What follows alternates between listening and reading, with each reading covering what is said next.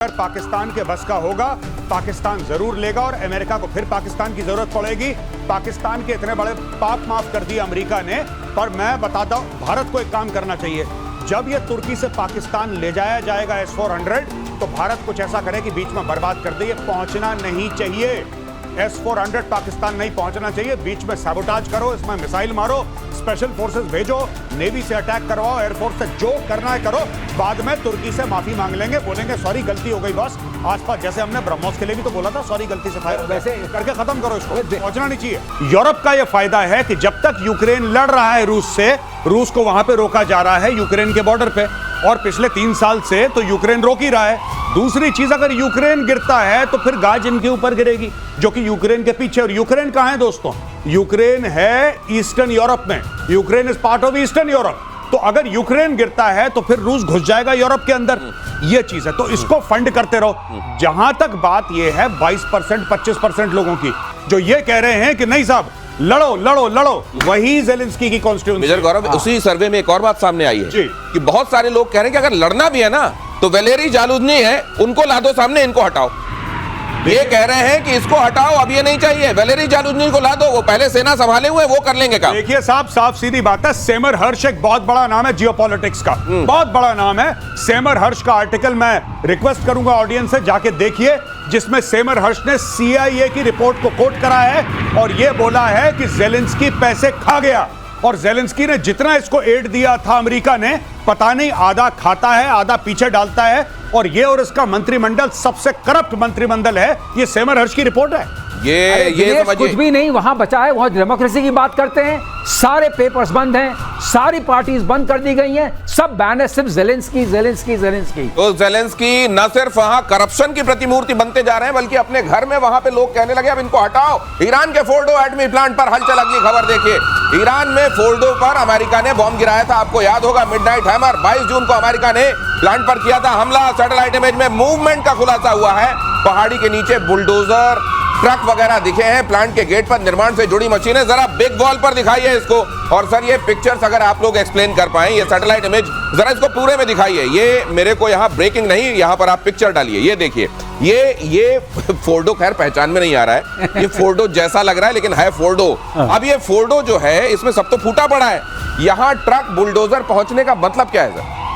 यहां मुझे लगता है कि ये कोशिश ये कर रहे हैं क्या हम अंदर जा सकते हैं, लेकिन मुझे नहीं लगता ये अंदर जा सकते हैं। क्या हमारी इस वक्त वहां जो सिचुएशन होगी, ये समझ लीजिए न्यूक्लियर की फैक्ट्री है, तो फैक्ट्री में कुछ साबुत बचा है क्या? साबुत बचा नहीं होगा, जो हुआ है सब कुछ गिर गया है। ये यहाँ क्यों गया है, क्या ढूंढने के लिए गया है, इसको हमें ढूंढना पड़ेगा। ये तो ऐसा लग रहा है जैसे फॉसिल, किसी चट्टान में फॉसिल नहीं दिखाई देते, बिल्कुल फॉसिल की तरह दिखाई। फोर्डो तो लगी नहीं रहा है, ये फॉसिल जैसा लग रहा है। और इस फोर्डो जाने के लिए जो रूट है वो भी ऐसे चक्राकार है और नीचे जाता है, क्योंकि गड्ढे में है ये। मुझे वो याद आ रहा है कि जहाँ जला है जिस्म, दिल भी जल गया होगा, दिल भी जल गया होगा। देते हो अब राख जुस्तजू क्या है, अब यहाँ जुस्तजू चल क्या रही है, हो क्या रहा होगा सर मेजर गौरव? पता नहीं, मुझे ऐसा लगता है कि कुछ, वैसे ट्रम्प बता सकते हैं, ट्रम्प बताते हैं ना कि वहां ट्रक क्यों गए थे, मजदूर लेके गए थे, क्या गए थे, उनके पास ज्यादा खबर रहती है। हो सकता है वो 3 दिन बाद बताएं कि हाँ गए क्यों थे बुलडोजर। पर मुझे ऐसा लगता है कि जितना ट्रंप बोल रहा है कि सब खत्म हो गया है, देखिए अमेरिकन इंटेलिजेंस कम्युनिटी में इसके बीच में दरार है कि कितना डैमेज हुआ है। और कितना डैमेज हुआ है किसी को पता ही नहीं। पता नहीं ट्रंप क्यों दे रहा चंडू खाने की, कितना हो गया इतना हो गया, किसी को नहीं पता। भाई किसने जाके देख लिया वहां पे? सही बात। अगर ये बम गिरा होगा तो क्या बचा होगा, ये होगा के चक्कर में पूरा एनालिसिस हो रहा है। ये कमाल की बात है कि वहां जो खुफिया एजेंसी की प्रमुख हैं वो जो कहती हैं ट्रंप वो मानते नहीं हैं, और ट्रंप के पास बड़ी खुफिया खबरें होती है। कमाल की बात है। देखिए नेक्स्ट जनरेशन हथियार पर काम कर रहा है इजराइल। अगली खबर देखिए, सीक्रेट हथियारों का स्टॉक भी बढ़ा रहा है इजराइल। अब इजराइल ने अपना SWOT एनालिसिस कर लिया होगा, स्ट्रेंथ, वीकनेस, अपॉर्चुनिटी, थ्रेट, उसको समझ में आ गई होगी। Stand off weapon, iron beam, laser weapon, drone, गुप्त हथियारों ने ईरान में मचाया था कोहराम। अब असल में इसकी सबसे बड़ी फाइंडिंग क्या होगी इजराइल की, कि ये होना चाहिए मेरा आयरन डोम और मजबूत होना चाहिए। जी, एक तो ईरान एक काम करेगा कि ईरान ऑल्टरनेट निकालेगा बंकर बस्टर का। अच्छा, जैसे भारत ने निकाला और अमेरिका का मुंह ना देखना पड़े। जी जैसे आपने कल कवर करा था। अरे आपने कल बोला और आज वो खबर सब जगह है, और इसके लिए आपको बधाई। ये आपने कल ही बता दिया था कि अग्नि में नया एक्सपेरिमेंट हो रहा है जिसमें बंकर बस्टर के तौर पर, अच्छा ये भी है कि हमको कोई बॉम्बर नहीं चाहिए होगा, हम यहीं से उसको मारेंगे और वहां जाकर ये यही खास बात होगी। एयर वाइस मार्शल पीके श्रीवास्तव कहते हैं कि ये हम रॉकेटरी में सबसे अच्छे हैं चीजों को उछालने में, तो यहां से उछलेगा और उधर जाके। हाँ, अपनी बात कही सर जी। तो बेसिकली क्या था कि जैसे भारत ने करा 5000 किलोमीटर रेंज की अग्नि का आपने रेंज कर दिया 2500, और आपने उसमें 7.5 टन उसके अंदर हाई एक्सप्लोजिव डाला। यह भारत से उड़ेगा, जमीन के नीचे पाकिस्तान में जाएगा और वहां पे कर देगा हर हर महादेव। ये खबर क्या हम यहाँ डाल सकते हैं? ये खबर पूरे तौर पर एक बार दिखा दीजिए इस खबर को यहाँ पहले डालिए और उसके बाद हम आगे चलेंगे। एयर मार्शल श्रीवास्तव कुछ कहना चाहते हैं, पहले ये खबर में दिखा दूं जरा अग्नि से रिलेटेड। ये डालिए खबर पहले प्लीज। अग्नि को रीइन्वेंट एक तरीके से किया जा रहा है। ये मिड रेंज टू समझ लीजिए इंटरकॉन्टिनेंटल बैलिस्टिक मिसाइल जैसा है, अमेरिका जैसा बंकर बस्टर समझ लीजिए। अग्नि 5 का 2 नया वर्जन डेवलप किया जा रहा है। 100 मीटर नीचे तक विध्वंस की क्षमता होगी इसमें। और ये खबर कल पहले ही प्रतिशोध में मेजर गौरव आर्य और एयर मार्शल श्रीवास्तव डिस्कस कर चुके हैं। सर अब प्लीज। मैं ये कह रहा हूँ कि इसने जो बताया वो तो बिल्कुल सही है। उसके आगे ये इसमें टर्मिनल गाइडेंस में टीवी लगा हुआ है। ये क्या मतलब है? टीवी का मतलब यह है कि जब वो पहुंचेगा अंत में, टीवी मतलब हमारा वाला टीवी? हाँ, टीवी खुल जाएगा। वो जो पिक्चर आएगी, मान लीजिए अगली बार आप मरकज पर अटैक करना चाहते हैं, मतलब कैमरा लगा हुआ है। कैमरा लगा हुआ है। अब जब कैमरा देखेगा कि ये मरकज है कि नहीं, एडजस्ट करेगा। ये मरकज वाला गुंबज है, देख। अच्छा, ये एआई वाला जैसा कुछ होगा। एआई वाला पिक्चर पड़ी हुई है, आपने कहा इसी पर मारना है। लास्ट में वो खुल जाएगा कैमरा और देखेगा, मैच करेगा, जो है उसी पर मारेगा। ये अपने दर्शकों को समझा देता हूँ, जैसे आपने स्निफर डॉग देखा होगा ना, स्निफर डॉग को कुछ सुंघाया जाता है और वो महक कहां से आ रही है वहां दौड़ जाता है उस पर। तो उसी तरीके से इसको तस्वीर दिखा दी जाएगी, जाओ अब इसको नष्ट कर दो और वो हो जाएगा। मेजर गौरव आर्य, इसके लिए हमको बॉम्बर भी नहीं चाहिए। सबसे अच्छी बात तो ये कुछ नहीं चाहिए। और सबसे बड़ी बात मैं आपको दावे के साथ कह रहा हूं कि इजराइल यही काम कर रहा है। आज मैं आपको प्रेडिक्शन करके दे रहा हूं, इजराइल यही काम कर रहा है, क्योंकि इजराइल की सबसे बड़ी सीख, आपने पूछा क्या थी लड़ाई से, सबसे बड़ी यह सीख थी कि अमेरिका एक मूडी सुपर पावर है। अमेरिका का मन चाहा मिडनाइट हैमर करा, अगले दिन मूड करा सीज फायर। इजराइल का तो काम ही पूरा नहीं हुआ।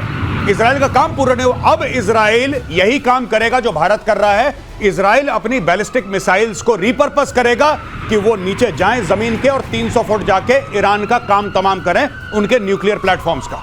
अब दिनेश ऐसा है, पाताल लोक में भी जगह नहीं बची। पहले पाताल लोक था ना, घुस जाते थे, नीचे नहीं मार पाओगे। अब वो खत्म मामला। 100 मीटर्स का मतलब 300 फुट। माय गॉड, 7,500 किलोग्राम बता रहे हैं ना, ये 3 गुना ज्यादा है GBU। आज आप लोग बता रहे हैं, मुझको गाने की लाइनें याद आ रही हैं। अभी वो शायरी याद आई थी, अब देखिए आ रहा है, अजी हमसे बचकर कहाँ जाइएगा, हमें पाइएगा। धरती के नीचे भी वायुसेना एयर लोरा मिसाइल, जिसको हम कहते हैं लॉन्ग रेंज आर्टिलरी मिसाइल, खरीद सकती है। Long range artillery missile Israel से खरीदी जाएगी। मिसाइल की डील संभव है। डीप स्ट्राइक करने के मिशन के लिए ये बहुत जरूरी होती है। अब ये क्या होता है, एयर मार्शल श्रीवास्तव आपको और अच्छे से समझाएंगे। ये देखिए आर्टिलरी क्या बोल रहे हैं, है मिसाइल। हमें खुद ही समझ में आ रहा है आर्टिलरी क्यों बोल रहे हैं। ये क्यों किया गया? उसका एक कारण है।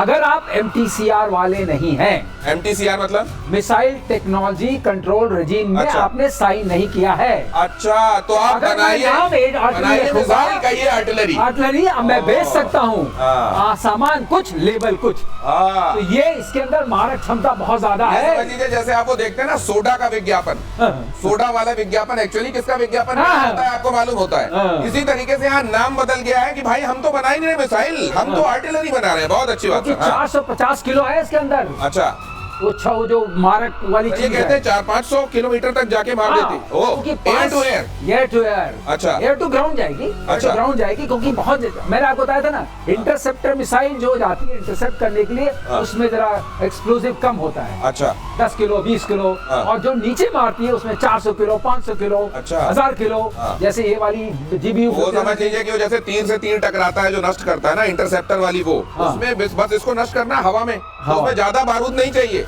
लेकिन जो नीचे गिरेगी जमीन पर, बड़ा डिस्ट्रक्शन करना, वहाँ बारूद ज्यादा चाहिए। इसके अंदर 450 है। तो खुद ही समझ नहीं आ रहा इसका नाम आर्टिलरी रखे। फिर मैंने जानने की कोशिश की, तो MTCR समझ में आया। उसके चक्कर में लेवल कुछ आपने सही समझा दिया। मिसाइल टेक्नोलॉजी कंट्रोल रिजीम जिसने साइन किया है वो लोग बना सकते हैं, जो नहीं साइन किया हुआ है वो बनाए मिसाइल, आर्टिलरी नाम से बेचे। ये इसका सरलीकरण हो गया। ब्रह्मोस 2 बहुत ताकतवर बनाने की तैयारी में भारत। अगली खबर, रूस की हाइपरसोनिक तकनीक से हो सकता है लैस 3 M22 जिरकॉन मिसाइल वाली टेक्नोलॉजी लग सकती है इसमें। ब्रह्मोस 2 की गति और क्षमता होगी बढ़ोतरी।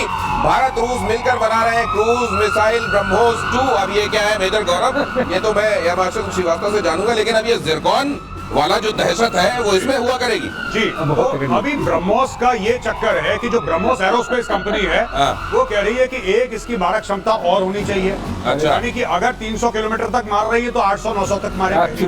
दूसरी चीज ये हल्की होनी चाहिए।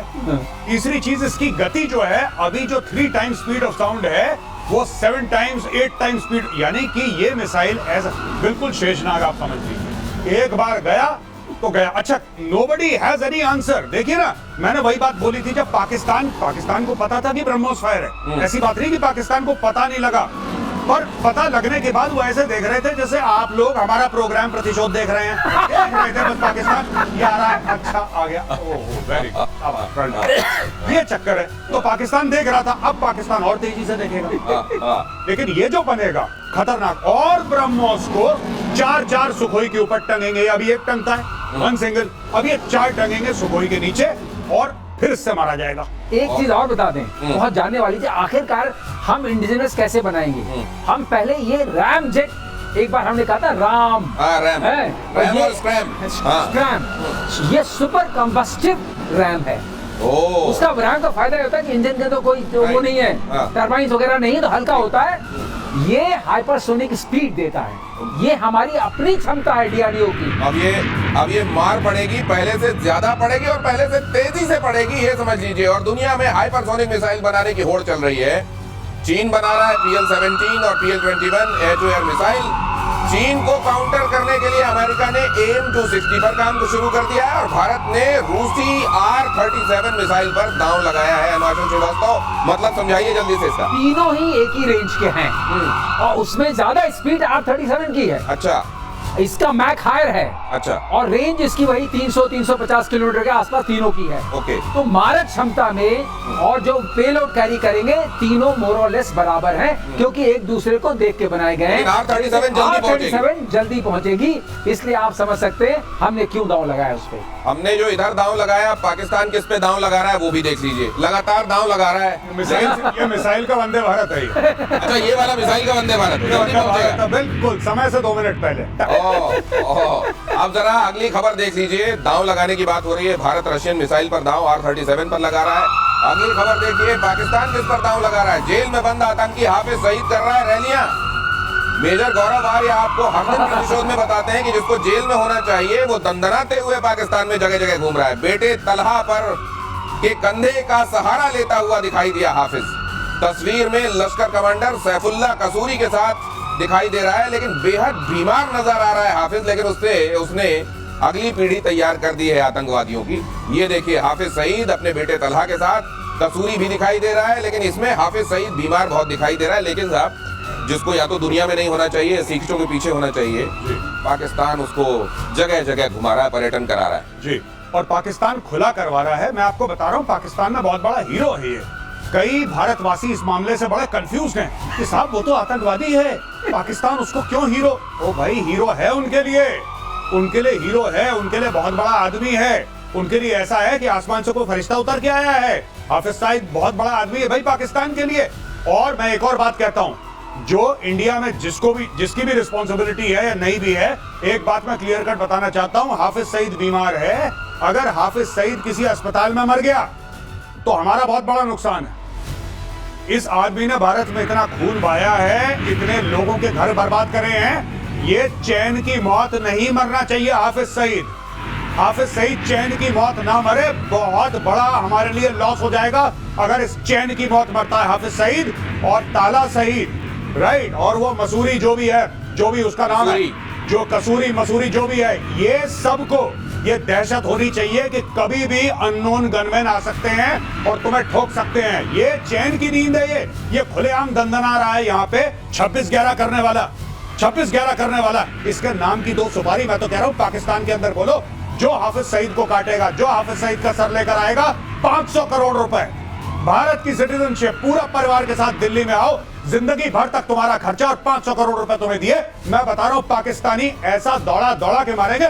पाकिस्तान में ना हथियार की कमी है, ना पाकिस्तान में पागलों की कमी है। एक बार भारत सरकार अनाउंस करते, अमेरिका करती है, ओसामा बिन लादेन के लिए करा था ना $25 मिलियन, आप कर दो 500 करोड़। क्या है आपके लिए, कर दो 500 करोड़। गौरव बिल्कुल सही बोल रहे, रिवॉर्ड फॉर जस्टिस उनका वेबसाइट है, उसमें सबके नाम लिखे हैं और सबका रिवॉर्ड लिखा हुआ है। वो रिवॉर्ड है, रिवॉर्ड फॉर जस्टिस।